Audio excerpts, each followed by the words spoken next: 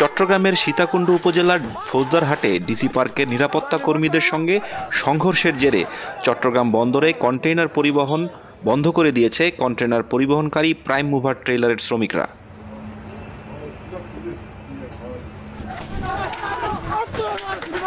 গতকাল মঙ্গলবার সন্ধ্যা ৭টার দিকে ডিসি পার্কের পার্কিং লট থেকে একটি প্রাইভেট কার রাস্তায় বের হওয়াকে কেন্দ্র করে প্রাইম মুভার চালক ও পার্কের এক নিরাপত্তা কর্মীর মধ্যে বাকবিতণ্ডা শুরু হয়।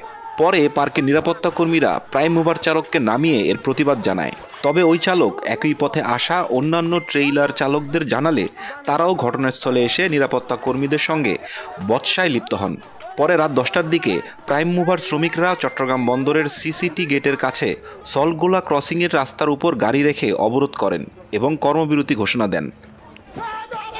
এ বিষয়ে শ্রমিক ইউনিয়ন নেতারা বলছেন, শ্রমিকদের উপর হামলায় দায়ী নিরাপত্তা কর্মী ও আনসার সদস্যদের শাস্তি না হওয়া পর্যন্ত তারা কর্মবিরতি চালিয়ে যাবেন। বেসরকারি ইনল্যান্ড কন্টেইনার ডিপো মালিকদের সংগঠন বিক্টার মুখপাত্র রুহুল আমিন শিকদার জানান, সংঘর্ষের জের ধরে প্রাইম মুভার ট্রেইলারের চালকদের কর্মবিরতির কারণে গতকাল রাত ৮টা থেকে চট্টগ্রাম বন্দর ও ২১টি বেসরকারি কন্টেইনার ডিপোর মধ্যে আমদানি রপ্তানি পণ্য পরিবহন বন্ধ রয়েছে।